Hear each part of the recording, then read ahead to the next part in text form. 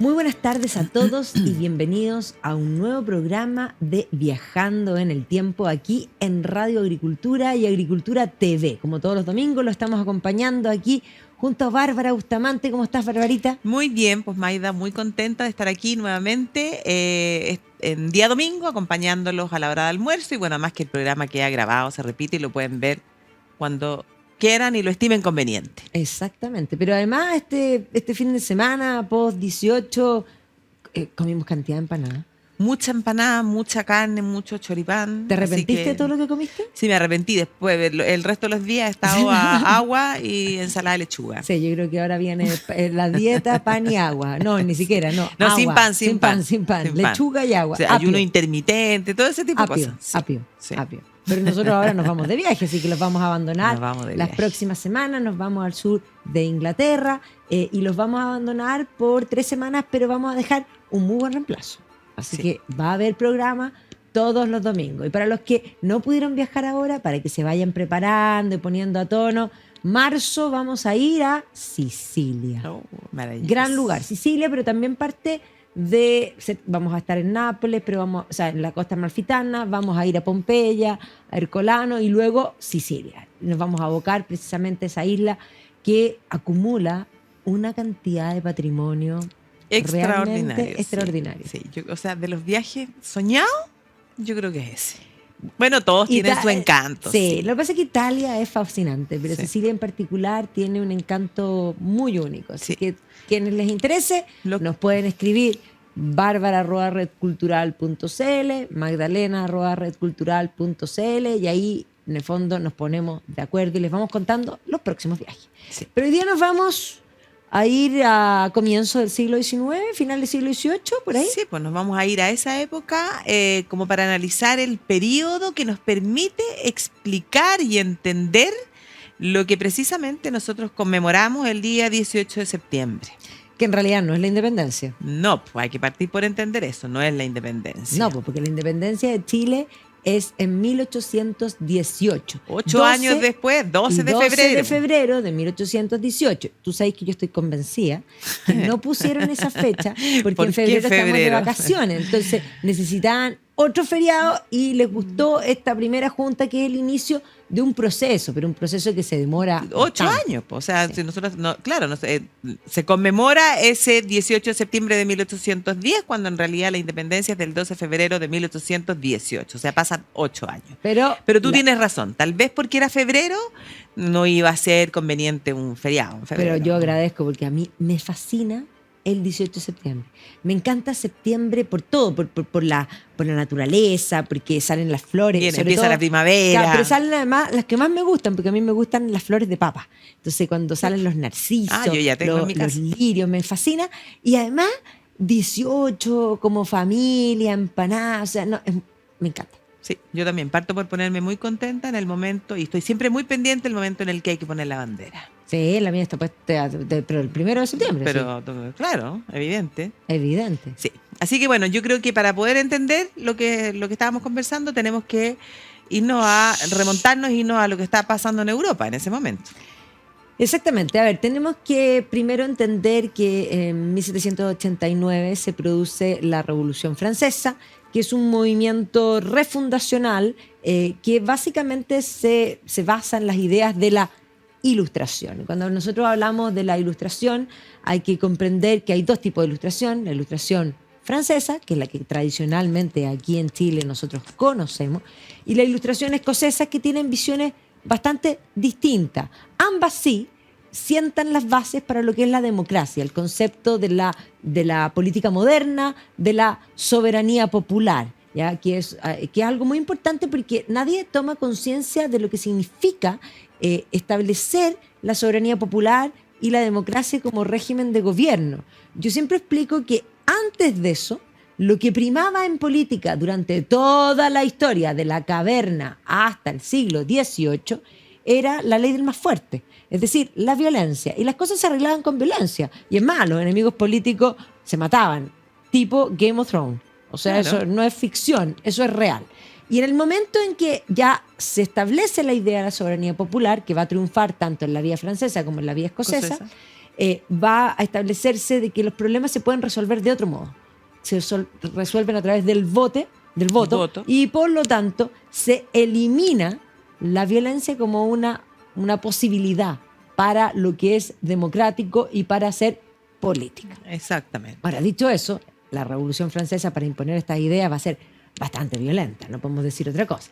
Entonces, efectivamente, la visión francesa va a ser una idea más estatista, más socialista, mientras que donde el Estado es más importante que el individuo y la igualdad más importante que la libertad, mientras que la escocesa va a ser, podríamos decir, más individualista, va a poner la libertad por sobre la igualdad. Exactamente, y al individuo por sobre el Estado. Y eso va a primar en todo lo que es la independencia americana, y que algún día podemos hablar también de ese tema.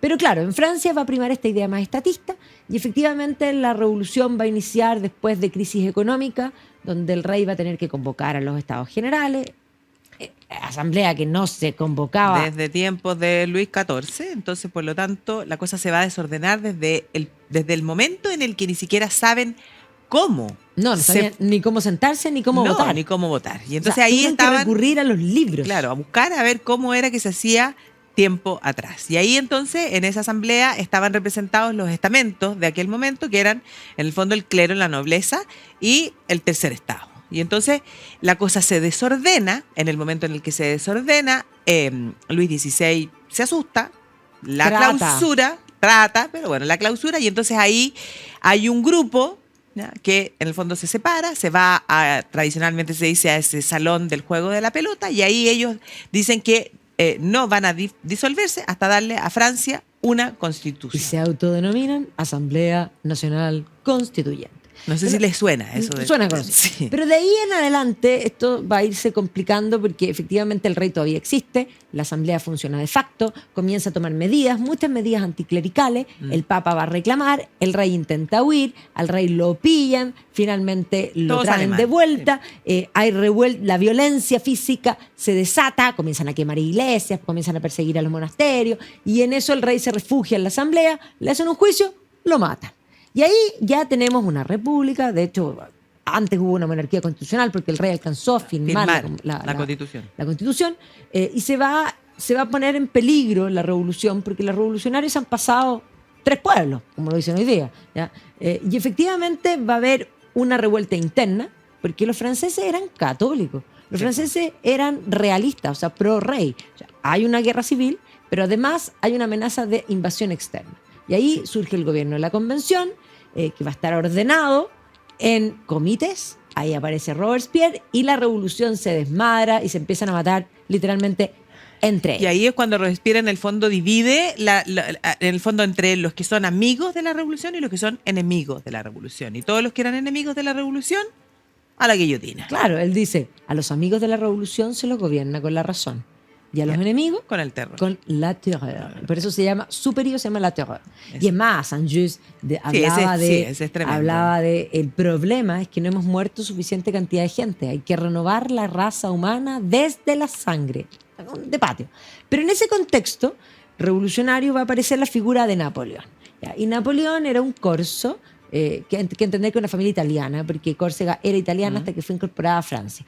Su familia primero peleó contra Francia, y cuando por ahí dicen que si no puedes contra ellos, únete. Bueno, y de luego van a estar con Francia. Entonces el padre, don Carlos, va a haber oportunidad en esta ocupación francesa de mandar a su hijo a estudiar a Francia, y Napoleón va a tener una súper buena educación. Va a ir primero a un colegio en Brienne y posteriormente va a ir a la escuela militar. No siendo noble, porque hay que entender que en general la milicia era ocupada, los puestos de la milicia eran ocupados generalmente por plazas de gente que venía de la nobleza.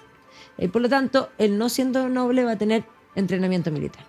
Posteriormente va a empezar la revolución, pero va a haber una revuelta en Córcega y él va a tratar de ir a Córcega y no lo van a tomar mucho en cuenta. Entonces ahí va a decidir volver y va a conocer al hermano de Robespierre, Agustín, y le van a encargar la defensa, porque vienen las invasiones, vienen los ingleses con la Armada Británica, y había que defender un puesto que está en el sur de Francia, que se llama Toulon, y ahí va a mostrar primera vez estrategia militar y lo va a hacer increíble. O sea, su nombre empieza a aparecer.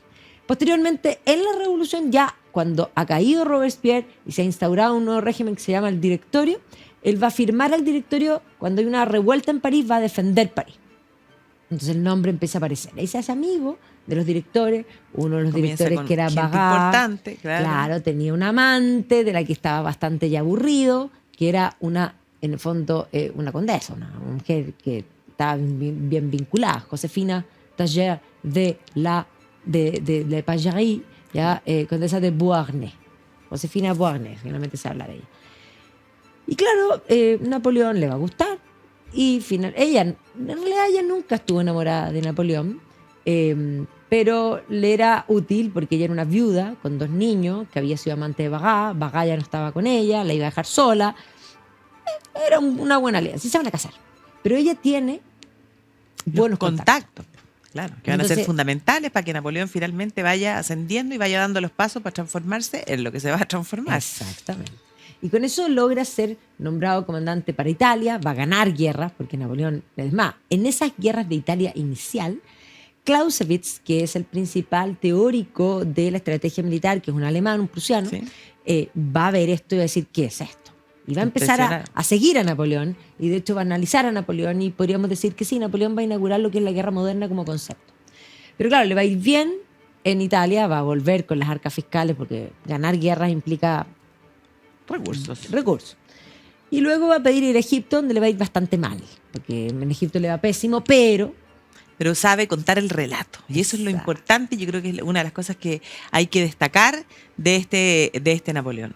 O sea, Napoleón va a perder, pero va a volver triunfante. Claro. Eso es decir, hay que ser vivo para hacer una cosa así, realmente fabuloso. Claro. Bueno, y ahí empieza lo que al final lo va a llevar a su caída, porque es ese odio profundo contra los ingleses y contra Nelson. Lo que pasa es que ya en Egipto él va a tener algunos triunfos, pero va a tener una derrota muy importante en la batalla del Nilo, donde además los ingleses no solo lo van a derrotar, sino que le van a quemar todos los bancos franceses. Pues se queda sin embarcaciones para poder volver. Y ahí quien comandaba eso era Horacio Nelson. Entonces él va a odiar a Nelson. Nelson va a ser su obsesión, y a Inglaterra en particular. Pero efectivamente Napoleón se tuvo que quedar no porque quisiera, sino que no podía volver. No tenía cómo. Y además va a ir al Medio Oriente, va a tratar de hacer cosas, le va a ir pésimo, va a entrar se va a meter, sí, en temas políticos en Egipto. Va a tratar de meter estas ideas de la Ilustración, de la soberanía popular. O sea, él era un hijo de la Ilustración, un hijo de las ideas de la Revolución Francesa. Y hay que pensar y no hay que olvidarse que también en esa expedición con Napoleón iban científicos, y entonces, bueno, de ahí, en el fondo, de esa expedición es que se encuentra esa piedra Rosetta que finalmente va a ser traducida y que es lo que permite hoy día comprender ya nace la egiptología. La egiptología, claro, los jeroglifos, poder leerlo. Exactamente. Pero Napoleón, cuando vuelve, es exitoso, es conocido, y por lo tanto a alguien se le ocurre, de hecho su hermano, Lucien, estaban planeando un golpe de Estado al directorio. Y entonces estaba, en el fondo, estaba Ducos, estaba Siege, y dicen, bueno, pongamos a Napoleón, porque además necesitaban ejército. Napoleón tenía ejército. Entonces esa era la idea, para hacer un golpe de Estado necesita, digamos, fuerza. Y pensaban que podían usar a Napoleón. Iban a hacer el golpe de Estado. Napoleón, efectivamente, se van a establecer como el consulado, 3 cónsules, así como Roma. Y es genial, porque Ducos y Siege, que juraban que lo dominaban, pestañean una vez y Napoleón se hace primer cónsul. Chuta. Pestañean una segunda vez y Napoleón es cónsul vitalicio. No, sí. Napoleón la supo hacer increíble.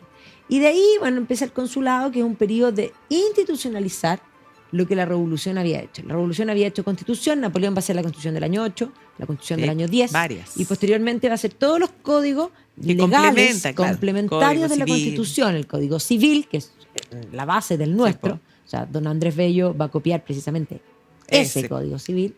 El código penal, procedimiento penal, y luego va a empezar toda una política por tratar de reorganizar la ciudad de París administrativamente. Básicamente ya la idea de la burocracia había surgido porque la idea revolucionaria y principalmente de la Ilustración francesa es estatista.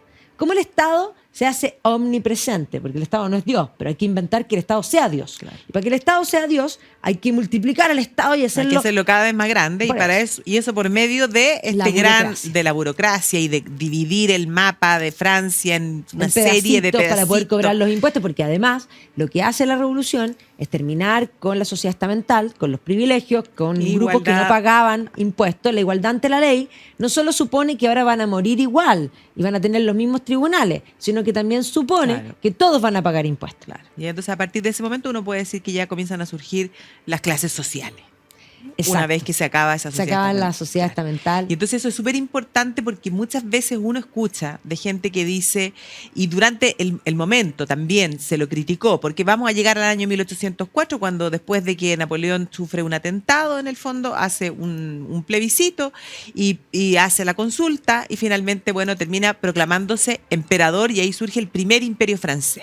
Y entonces es la crítica de el propio que... Beethoven Claro, el propio Beethoven, que se enojó y llegó después de que le había... borró el nombre Napoleón en la heroica, porque se Claro. la estaba dedicando, y de hecho la partitura tiene un hoyo. Claro, fue como un poco no entender, porque claro, la crítica es, la revolución había puesto fin a la monarquía, había acabado con el régimen del absolutismo, y entonces cómo venía este hombre ahora a contradecir en el fondo ese principio proclamándose emperador. Pero lo que no se comprende es que Napoleón es hijo de esa revolución, Napoleón tiene todas esas ideas completas y absolutamente presentes, y él es el que finalmente va a lograr exportarlas y llevarlas por Europa, y esa es la razón por la cual nosotros Iban a llegar hasta aquí. y nosotros somos tan franceses. Iban a llegar hasta aquí, exactamente. Pero vamos a comerciales y volvemos.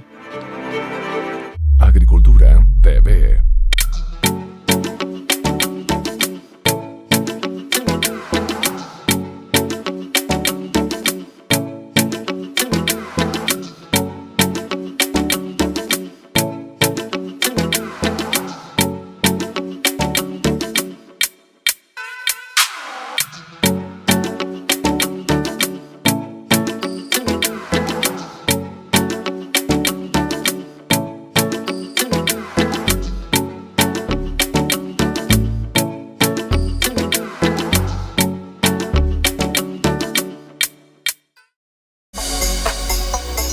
Saludarlo, acá estamos súper contentos partiendo ya otro capítulo de Desarrollemos Chile por las pantallas de Agricultura TV. Aquí se ha agradecido tremendamente que hemos hecho verdaderamente educación. Nosotros combinamos esas dos tecnologías y lo que logramos con eso es tener captura de movimiento en tiempo real dentro de la realidad virtual. Nuestro primer desafío es entender cuáles son los empleos de futuro, y es un problema metodológico. Porque se nota muchísimo la diferencia de cómo uno puede generar impacto en un proyecto. ¿Qué tal, amigos y amigas? ¿Cómo están? Trataba de modificar ese rol. Se escucha la fuerza que tiene. En los programas hacíamos el libreto el mismo día. Una bandeja con fajos de billetes. Desenmarcarme de mi papá. Lo que he hecho en menos en los entrenamientos, que uno aprendía mucho fútbol viendo los entrenamientos. Me gusta mucho el fútbol. Sí, alasco.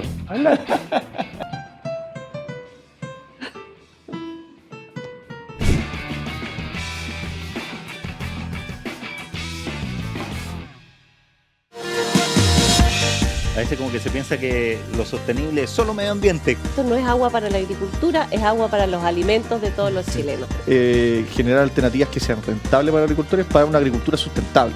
Y tenemos proyectos muy emblemáticos como el Saca tu Permiso Rural. Y dijimos, bueno, necesitamos saber qué pasa bajo nuestros pies. Tacatemu, Panquehue, Yayay, San Felipe, hacia los Andes también. Como siempre, en Agricultura TV.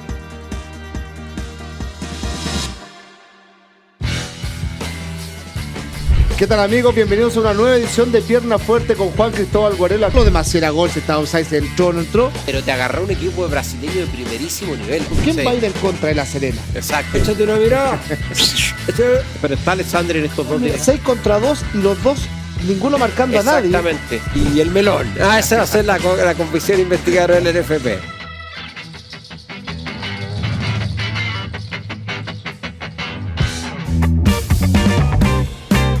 Forma en que el gobierno se defiende cuando todo el mundo pide la salida del ministro de Desarrollo Social, Giorgio Jackson, ¿no? Porque sentí que el proceso constituyente era el resultado y la expresión de un quiebre democrático. Entonces, la pregunta que yo me hago, bueno, ¿y qué pasa si no hubieran estado estos prestadores privados? ¿Por qué, por ejemplo, la separación de la industria me puede garantizar mejores pensiones? Lo primero es la calidad del recurso renovable para hacer electricidad, que es el insumo principal. En eso somos imbatibles, tenemos el mejor sol y el mejor viento del mundo. Hoy día la ciudadanía está en otra, está desencantada. La única manera... No, la gente no quiere saber nada de este tema, no importa nada.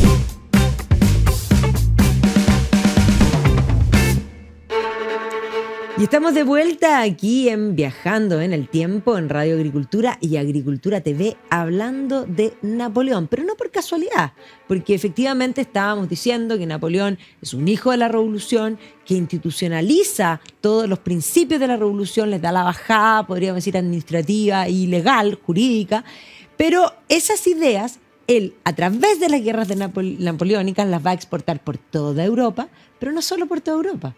Claro. Van a llegar hasta aquí. Van a llegar hasta aquí. Van a llegar hasta aquí y ahí tenemos que, por una parte, entender que, bueno, quienes van a ser finalmente, podríamos decir, los próceres de todo este proceso de la independencia, van a estar muy cercanos a aquellas ideas, y también hay que entender que lo que ocurre en España va a ser fundamental también para que se inicie todo este proceso de independencia con la formación de la primera junta en el año 1810. Exactamente, pero Napoleón va a entrar en guerra desde el comienzo. La verdad es que son muy pocos los años de paz.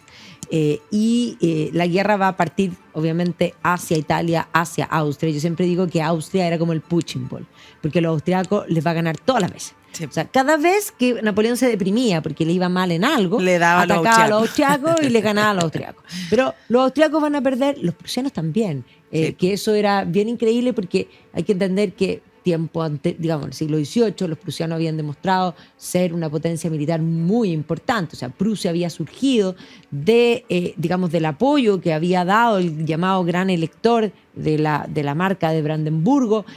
Precisamente posterior a la Guerra de los 30 años había sido esencial, el ejército los había marcado. Y ahí podríamos decir que, claro, la figura de Federico el Grande había logrado tomar la zona de Silesia y aparecer como un reino, porque van a ser poco tiempo antes que el reino, o sea, era un reino joven que a través de las guerras había logrado un puesto en el escenario internacional, al punto que Federico el Grande se va a dividir con Catalina la Grande de Rusia y con María Teresa de Austria, Polonia, 3 veces. Sí, no una, 3 veces. 3 veces. ¿Qué hacemos? Yo me quedo aquí, tú con esto. Un pedacito para ti, un pedacito para ti. Y después, pero María Teresa de Austria le odiaba a Federico el Grande. Pero decía, ese hombre malo, decía. Y qué raro, fíjate, porque se debían haber llevado bien. Claro, pero bueno, como partieron peleándose por la zona de Silesia. Claro, van a tener ahí varias guerras anteriores. Y además que, bueno, Federico el Grande también se refería en bastantes malos términos a ella, a la Isabel de Rusia, que era la hija de Pedro el Grande, y también a la que era la amante del rey de Francia en ese momento. Pues les decía no me acuerdo exactamente, pero las trataba así como de las 3 mujerzuelas estas. Las 3 mujerzuelas. Bueno, en fin. Pero la cuestión es que efectivamente Napoleón va a derrotar a los prusianos, va a ir a ver la tumba de Federico el Grande, y la guerra va a ser la tónica. Entonces Napoleón va a llegar a Berlín. Pero va a llegar a Berlín, va a entrar por la puerta de Brandenburgo, va a sacar los caballos de la puerta de Brandenburgo, se los va a llevar y va a hacer un arco de triunfo en París que se llama el Carrousel, que lo va a poner ahí donde está el jardín hoy día de las Tullerías, donde estaba el Palacio de las Tullerías, que ya no existe. Sí, no, sí, los derrota, claro, derrota a los prusianos, derrota a los austríacos. Llega a Polonia y lo reciben, pero es decir, claro, con los brazos abiertos. Y ahí, por una parte, empieza el problema con Rusia. El zar Alejandro se da cuenta del peligro y dice ceder ante Napoleón en este momento sería la pérdida de Rusia. Pero firman un tratado. Sí, pues hay un momento en el que se hacen como amiguis. Se hacen amiguis. Pero el problema va a ser cuando Napoleón, porque Napoleón, después de que deja a Josefina, empieza a buscar con las distintas casas reales casarse con alguien que le diera alcurnia, porque este era Bonaparte nomás, claro. Y mira y piensa en la posibilidad de casarse con la hermana del zar Alejandro. Y ahí la zarina madre, la madre de Alejandro I, dice, por ningún motivo, rápidamente casan a esta hija con otro personaje, y ahí como que viene la enemistad. Claro, y ahí se va a casar con María Luisa de Habsburgo, que María Luisa ha estado... Pero además los Austria estaban tremendamente complicados, pero la casan. Sí, pues, pero la casan. La casan y van a tener un hijo que después, posteriormente, Víctor Hugo habla de él como el aguilucho, porque era un niño enfermizo que de hecho va a morir en la adolescencia. Sí, pero efectivamente el problema de Napoleón tenía todo, ya había conquistado Europa, podríamos decir, y había avanzado, tenía Es más, había creado reinos nuevos, había puesto a toda su familia en distintos lugares. O sea, pensemos que cuando él va a Italia, porque también va a llegar varias veces a Italia, la primera vez cuando todavía no era gobernante, va a terminar poniendo en jaque al Papa. En otra ocasión va a terminar tomando preso al Papa. O sea, él se va a portar muy mal con el Papa. Sin embargo, el Papa después le va a pagar con creces. No solo lo va a coronar, primero en 1804, después de que ya había entrado la primera vez, sino que después, eso es súper importante, cuando Napoleón cae, y ya cae después de Waterloo, y ya está en Santa Elena, nadie quería un Bonaparte en ni una parte. O sea, los Bonaparte eran una lacra, pero el Papa los va a recibir. Y los Bonaparte van a terminar viviendo en Roma. Porque además, Napoleón había nombrado a su hijo rey de Roma. O sea, una cosa no menor. Pero lo que voy es que cuando conquista Italia, por ejemplo, Nápoles y las dos Sicilias, él pone a su hermano José primero. Posteriormente, cuando conquista, por ejemplo, no sé, a su hermano Jerome lo pone en Westfalia, a su hermana Paulina la pone como, no la hace reina, pero le da todos los rangos nobles, que después termina casándose con un Aldo Brandino, una casa de príncipes en Italia. Y después cuando decide que en el fondo va a ser el bloqueo continental, porque su problema es Inglaterra, porque él trata de invadir Inglaterra. Y no puede. En 1804. No lo logra. Y no lo logra, porque esa es la batalla de Trafalgar y va a ser derrotado por Horacio Nelson, que además muere en batalla. Es un héroe. Y se convierte en un héroe, o sea, es como el Arturo Prat, y levanta el espíritu, igual que Prat. Claro.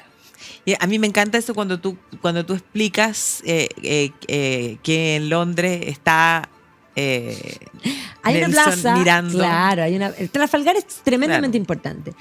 La Trafalgar Square es una plaza emblemática en la que está al fondo la National Gallery, una plaza amplia donde siempre hay cosas, hay conciertos, sí, y hay unos leones turística. Gigantes, bueno, y efectivamente hay una columna gigante en el medio que uno ve una cosita arriba. Bueno, el que está arriba es Horacio Nelson. Trafalgar Square, en honor a esa batalla. Ahora, Horacio Nelson está bien alto, pero está mirando al Canal de la Mancha. Como diciendo, nunca. Atrévete. Nadie va a lograr cruzarlo e invadirnos. No, y además Horacio Nelson se convierte en un héroe. Lo entierran en la Catedral de San Paul. La Catedral de San Paul fue hecha por Christopher Wren y efectivamente tiene tumbas importantes.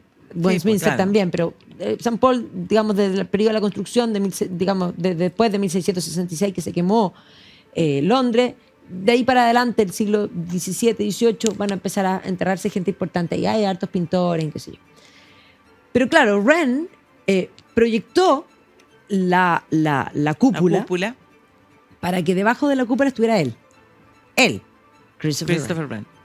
Entonces, hoy día cuando uno baja a la parte de las criptas, Christopher Wren está como en un costadito, porque en el medio, debajo de la cúpula, hay un granito negro gigantesco, que no es menor, porque ese granito negro era una piedra elegida por Enrique VIII para su tumba. Cuando uno va a Westminster, uno se encuentra con todos los reyes y uno ve a Isabel I, llena de joyas, fea, porque buena moza no era. Uno ve a María Stuart, incluso también, que están enterrados todos ahí, y en fin, todas las tumbas que son importantes. Pero no está Enrique VIII. Enrique VIII es el rey, no el más importante, pero el más famoso. Sí. Particularmente por toda la carne picada, podríamos decir, que tiene su vida, que tiene su historia. La lujuria. Pero no está enterrado ahí. Y él había elegido este granito negro. Entonces, a ver, está enterrado, sí está en Westminster, pero no tiene una tumba importante. O sea, de hecho, cuesta encontrarlo. Es una lápida que dice Enrique VIII. Please, that's it. Entonces, efectivamente, posterior a Enrique VIII fue un tema. De hecho, en algún momento abrieron la tumba. O sea, una tumba menor. Pero el granito no se ocupó. Y ahí quedó, el granito de Enrique VIII. Y se lo dieron a Horacio Nelson. Entonces, es una tumba en el centro, debajo de la... Y este granito negro importante, Horacio Nelson, y siempre tiene flores y siempre está. O sea, es el gran héroe británico. En Westminster Palace, o sea, en el fondo, en el Parlamento, cuando uno entra al salón principal, hay unos frescos gigantescos. Y uno es la muerte de Nelson, que evidentemente esto tiene mucha política. Esto evidentemente es importante. Pues hay un relato que contar ahí. Pero todo eso Napoleón hizo que Inglaterra fuera peor. Y su obsesión fue su perdición. Claro. porque decide establecer ese bloqueo comercial y resulta que Portugal no lo respeta y entonces decide invadir Portugal. Y para invadir por Portugal tiene que pasar por España. Y en ese momento en España la situación tampoco estaba de lo mejor. No. El rey era el rey Carlos IV, tenía ahí sus ministros, sus validos, Florida Blanca primero, mucho cagüín además ahí, Godoy, que eran amantes de la reina. Bueno, y la verdad es que pero la reina era bien fea. Sí. Pero para que vean, a nadie le falta a Dios. Sí. Bueno, y era reina, sí, tenía eso a su favor. Bueno, y entonces podríamos decir, se van a asustar los españoles desde el momento en que ven lo que está pasando, o sea, desde la Revolución Francesa. Y cuando ya llega Napoleón, la verdad es que van a ser bastante serviles, podríamos decir, a lo que es la política exterior francesa, y entonces le van a aguantar todo. Y le van a decir a Napoleón, sí, claro, pase por aquí. ¿No? Lo que no tenían claro es que Napoleón no solo iba a pasar por España para invadir Portugal, sino que finalmente lo que hace Napoleón es invadir España. Y entre medio de eso se va a producir el conflicto entre padre e hijo, o sea, el motín de Aranjuez, el rey Carlos IV y su hijo, que apoyado por ciertos grupos, que es Fernando VII, se va a levantar y finalmente el rey Carlos IV termina abdicando y diciendo que por motivos de salud y de vejez, bueno, le deja el trono a Fernando VII. Pero esa es la primera vez en la historia de España que un rey, en el fondo, abdica, pero por las maquinaciones de su propio hijo. Eso no había pasado en la historia de España. Y resulta que, bueno, Napoleón, como te digo, invade en medio de todo esto y al final, bueno, Napoleón los llama a los dos, a Carlos IV y a Fernando VII, a Bayona y los hace abdicar a los dos. Y ahí trae a José, que lo había puesto en Nápoles y lo pone como rey de España, y en Nápoles pone a su hermana Carolina con Murat, que era su cuñado, que de hecho Murat es un personaje súper interesante porque fue súper fiel, más allá de cualquier cosa, siempre estuvo ahí. Siempre estuvo ahí. Y bueno, se inicia el reinado en el fondo de este José Bonaparte, al que le dicen el Pepe Botella, que no era porque fuera bueno para tomar. Era porque repartía en el fondo licor a las tropas. Claro. Y algo que yo no le voy a perdonar a José Bonaparte es que, bueno, él hizo ciertas transformaciones en Madrid y derribó iglesias para poder tener avenidas más anchas que dieran, en el fondo, hacia la Plaza Mayor. Y dentro de las iglesias que derriba la iglesia donde estaba enterrado Diego Velázquez, y ahí forma una plaza, que es la Plaza Ramales, donde hoy día hay una cosita chiquitita que dice, bueno, aquí estuvo Diego Velázquez, pero se perdieron los restos de Velázquez. Ahora, la última vez que estuve en Madrid no había ido nunca a la Plaza Ramales, pero fui, me senté, me saqué una foto y le rendí homenaje a Diego Velázquez. Sí. Un grande. Bueno, el tema es que España en ese momento se divide. Hay grupos de españoles que son pro-napoleónicos, como es el caso, por ejemplo, de la familia de Eugenia Montijo, y hay un grupo importante de españoles que se levantan en contra de Napoleón y se inicia la lucha por la independencia.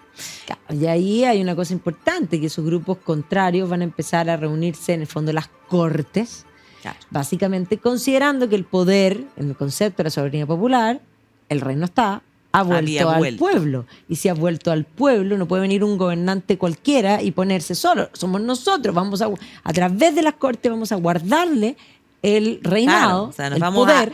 Nos vamos a autogobernar mientras nuestro legítimo rey, Fernando VII, el deseado, que después va a ser el felón, el traidor, esté cautivo.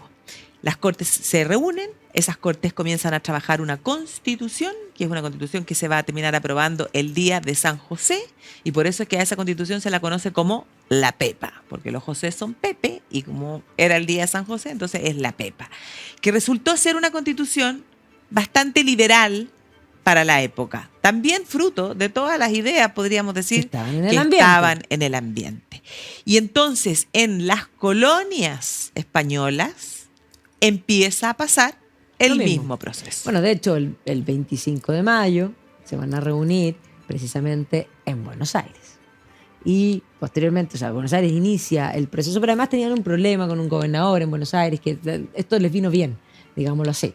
Pero siempre había, la mayoría eran monárquicos, pero lo mismo que sucedía en España, donde habían en el fondo aquellos que eran pro-napoleónicos y otros, porque ser pro-napoleónicos implicaba entrar en esta visión de la Ilustración francesa, y por lo tanto en el concepto que iba a ir afirmando poco a poco unos gobiernos de un tinte muy distinto de lo que se había conocido, y pro-monárquico tradicional, los podemos decir, los reformistas, los tradicionalistas en rigor. Y eso mismo se va a dar en América. Y en Chile va a pasar lo mismo. Claro, pues aquí se empieza en el fondo ese proceso de convocarse para autogobernarse, en el fondo, mientras el rey estuviera cautivo. Por eso, el 18 de septiembre de 1810, don Mateo Vittorio Zambrano va a convocar en su casa este cabildo abierto para ver qué hacen. Claro. Y evidentemente se produce la primera junta de gobierno que jura lealtad al rey y guardarle al rey el trono hasta que sea liberado. No tiene ni un tinte de independentista. No. Pero lo vemos de vuelta. Vamos a comerciales y volvemos. Agricultura TV.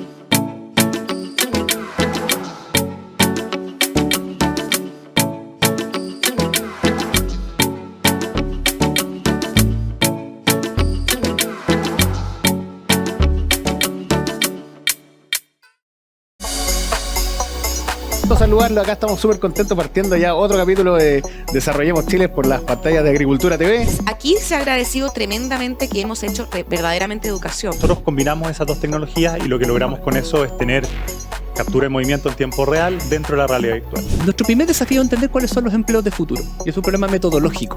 Porque se nota muchísimo la diferencia de cómo uno puede generar impacto en un proyecto. ¿Qué tal, amigos y amigas? ¿Cómo están? Trataba de modificar ese rol. Y se escucha la fuerza que tiene. En los programas hacíamos el libreto el mismo día. Una bandeja con fajos de billetes. Desenmarcarme de mi papá. Lo que he hecho en menos en los entrenamientos, que uno aprendía mucho fútbol viendo los entrenamientos. Me gusta mucho el fútbol. Sí, alasco.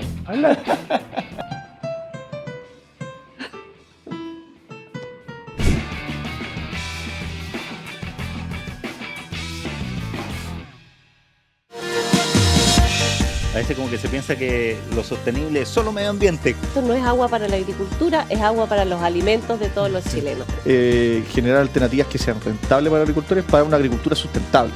Y tenemos proyectos muy emblemáticos como el Saca tu Permiso Rural. Y dijimos, bueno, necesitamos saber qué pasa bajo nuestros pies.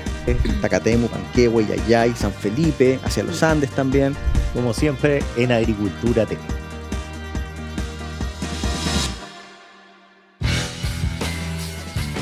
¿Qué tal, amigos? Bienvenidos a una nueva edición de Pierna Fuerte con Juan Cristóbal Guarela. Lo de Macera Gol, se estaba entró, no entró. Pero te agarró un equipo de brasileños de primerísimo nivel. ¿Quién va a ir en contra de La Serena? Exacto. Échate una mirada. Pero está Alexander en estos dos días. 6 contra 2 y los dos, ninguno marcando a nadie. Exactamente. Y el melón. Esa va a ser la comisión investigadora del NFP.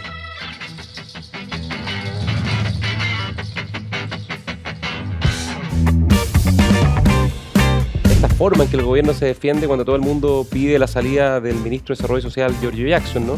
Porque sentí que el proceso constituyente era el resultado y la expresión de un quiebre democrático. Entonces, la pregunta que yo me hago, bueno, ¿y qué pasa si no hubieran estado estos prestadores privados? ¿Por qué, por ejemplo, la separación de la industria me puede garantizar mejores pensiones? Lo primero es la calidad del recurso renovable va a ser electricidad, que es el insumo principal. En eso somos imbatibles. Tenemos el mejor sol y el mejor viento del mundo. Hoy día la ciudadanía está en otra, está desencantada. La única manera... No, la gente no quiere saber nada de este tema, no importa nada.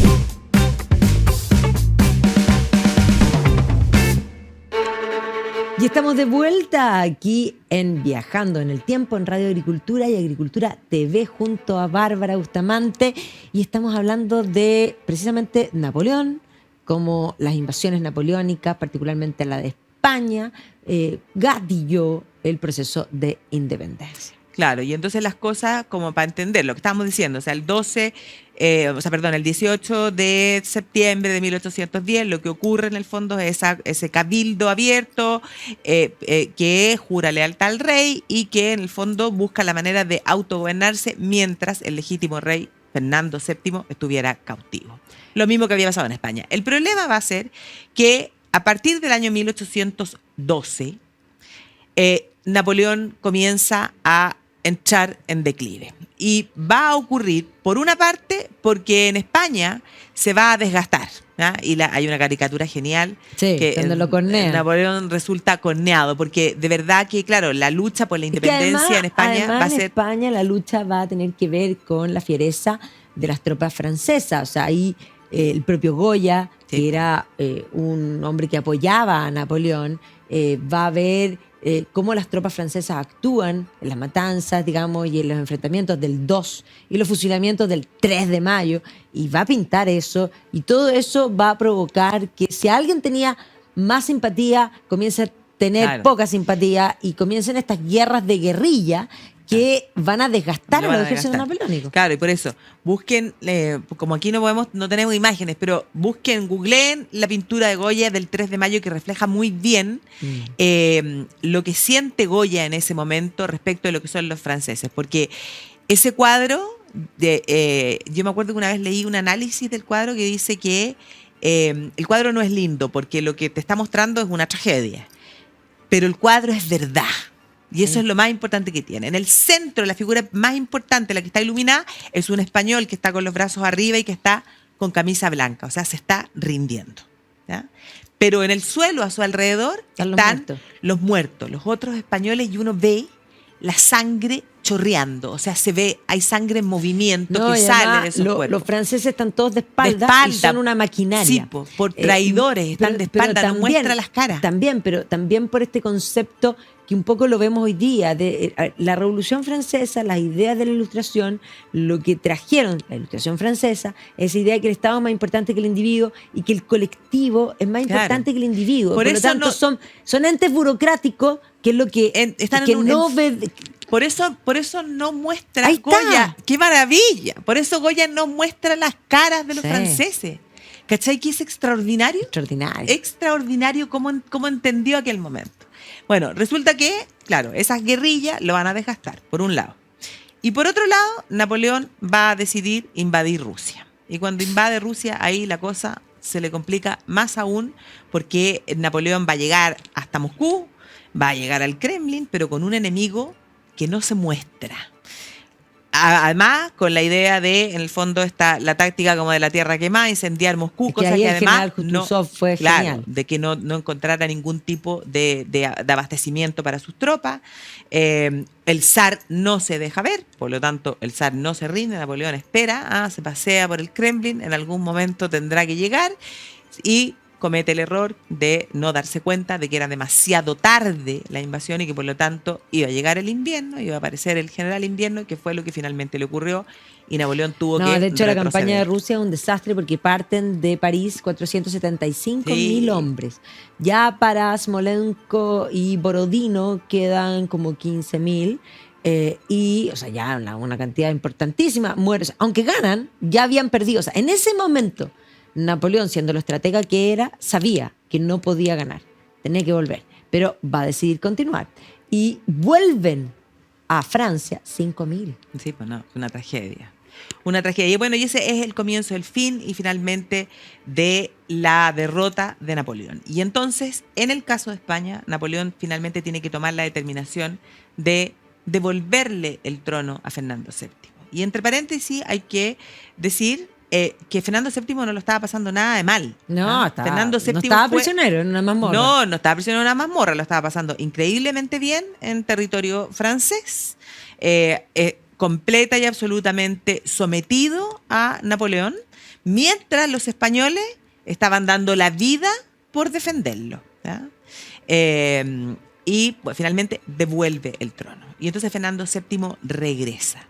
Y todos los españoles que lo habían defendido, que habían luchado en estas guerras de independencia, bueno, lo reciben con vítores, con tremenda alegría. El rey deseado, el rey en el fondo anhelado, está de regreso. Y cuando Fernando VII regresa, bueno, ahí se van a dar cuenta de que en el fondo, y por eso es el rey felón, este rey traidor, porque Fernando VII se va a revelar como el más absolutista de todos los absolutistas. Va a querer ir contra todos los avances que habían tenido la Constitución, la PEPA. Y entonces va a firmar, va a revocar la Constitución de la PEPA, o sea, va a dar pie atrás de todo lo que había pasado durante los años en el que él estuvo cautivo.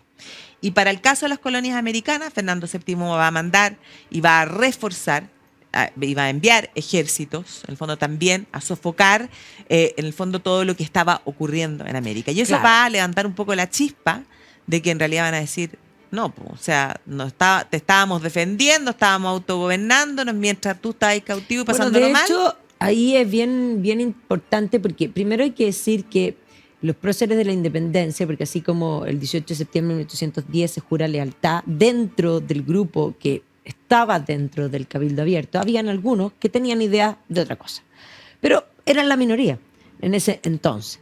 Pero van a ir creciendo. En esto estaba Miranda, Francisco de Miranda, todo, y luego va a aparecer la figura también de Bernardo O'Higgins, que efectivamente O'Higgins había criado, o sea, educado particularmente en Europa, muy solo, un joven que efectivamente, siendo hijo de un hombre muy importante, era un hijo ilegítimo, que no conoció a la madre hasta después, siempre estuvo muy solo, pero después nunca conoció al padre, pero el padre lo financió, lo mandó a Perú, o sea, hay unas cartas que le mandaba cartas. Sí, le mandaba cartas, el padre nunca le contestó, lo financió, pero terminó en Londres, viviendo en una casa preciosa en Richmond. O sea, yo me imagino en esa época así, tipo Jane Austen, este militar chileno, irlandés. Tiene que haber sido lo más exótico lo más que hay. exótico que puede existir. Sí. Pero claro, muy solo. Y ahí va a conocer a un venezolano que es Francisco de Miranda. Y Francisco de Miranda era un jacobino, era un seguidor de la Revolución Francesa, y por lo tanto el propio Higgins va a considerar que Miranda fue como el padre que nunca tuvo.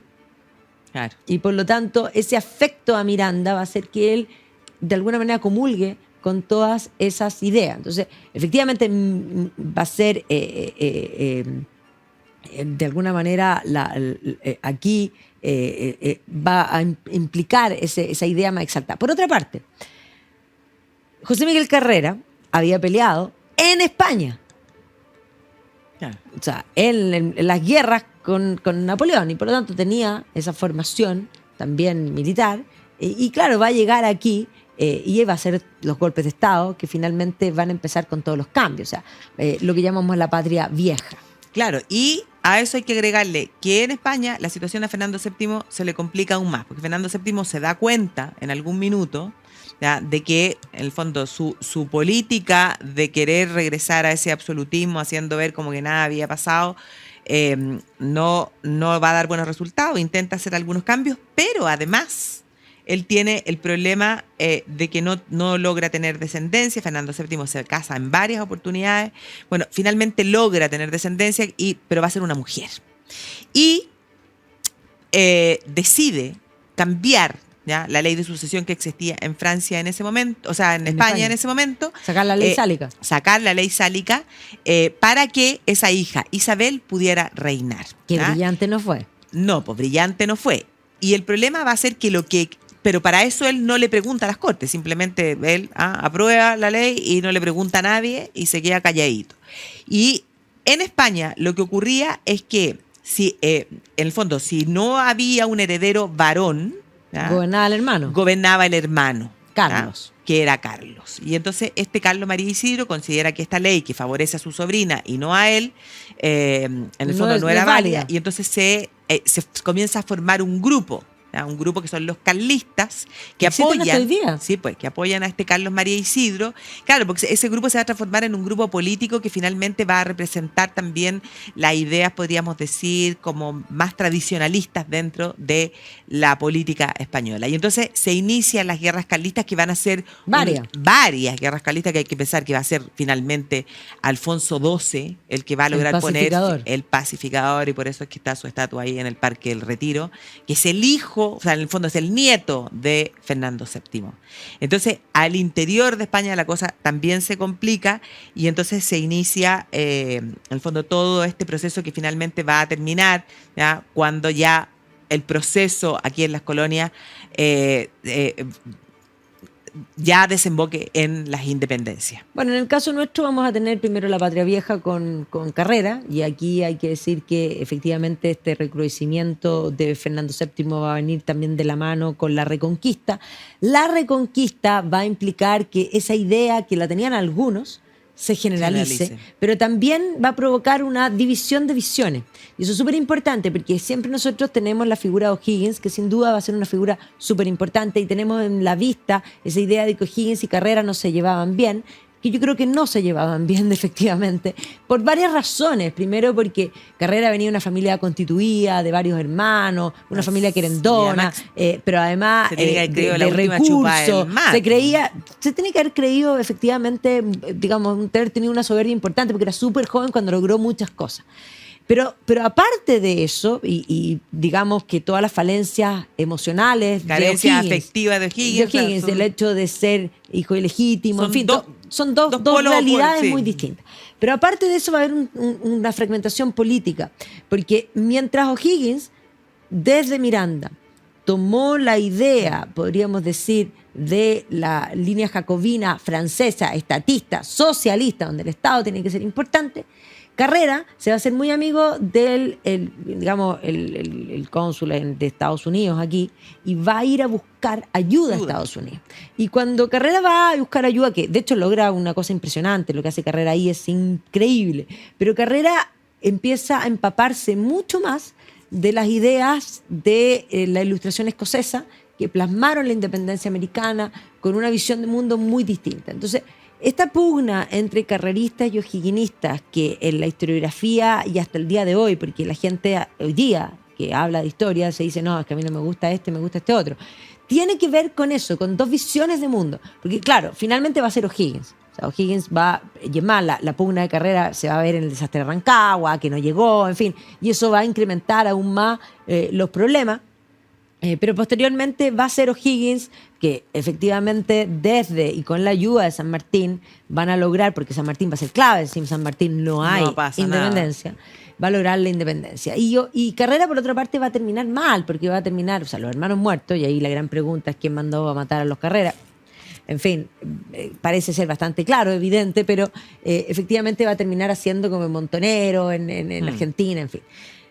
Pero lo que va a triunfar en Chile es esa idea socialista, ¿ya? Ese Estado que tiene que estar por sobre todas las cosas. Y si uno mira lo que hizo, O'Higgins hizo muchas cosas por reestructurar y por darle forma al gobierno, cosas que pueden ser positivas, cosas que pueden ser criticables, pero podríamos decir, sin duda, dedicó su vida al país. Sin embargo, va a terminar en el exilio. Y Chile va a ser bastante. O'Higgins, tú sabes que no era el santo de mis devociones, pero cuando me tocó investigarlo... Pero cuando dicen el pago es Chile, eso va a ser el pago de Chile, sí, eso es, el pago de Chile. Y bueno, Carrera va a terminar también mal, o sea, van a terminar los dos bastante mal. Pero ahí están esas dos visiones que impugna y va a primar el estatismo. O sea, esa idea de que el Estado es garante, el Estado docente, que el Estado te tiene que proveer todo, es la idea que va a triunfar desde O'Higgins y se va a imperar. La idea de Carrera era un poco más lo que vemos en Norteamérica, esa idea lockeana de que básicamente es el individuo el que es sujeto de derechos, por lo tanto el Estado debe respetar esos derechos y debe ser pequeño y debe ser subsidiario. Cuando el individuo no está, el Estado debe estar. Y esas son las dos visiones de la política hasta hoy día. Así, no hay muchas cosas nuevas. Como tú nada nuevo bajo el sol. No, nada nuevo bajo el sol. Pero yo siempre considero que Carrera tiene que haber sido Además, bien buen mozo, creo yo. Sí, yo sé, que a ti te gusta. Me encanta Carrera, encuentro que es como...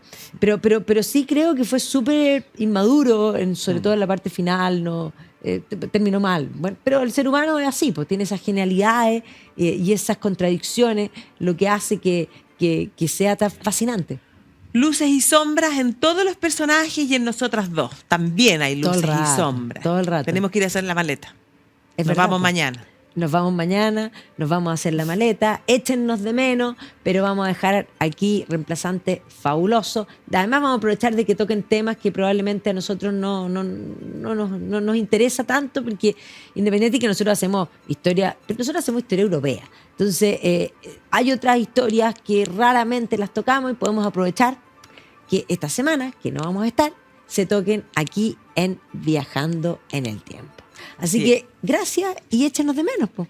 Sí, porque nos echen de menos. Nosotras nos vamos de viaje, pero estamos de regreso en 3 domingos más. Sí, vamos a estar poniendo cortos en Instagram de los distintos lugares, así que los que no pueden viajar con nosotros, los invitamos a viajar virtualmente con nosotros, porque a nosotros nos encanta compartir para que todos los que quieran viajar con maleta o sin maleta puedan viajar con nosotros. Así que nos estamos viendo. Nos vemos. Cariños a todos.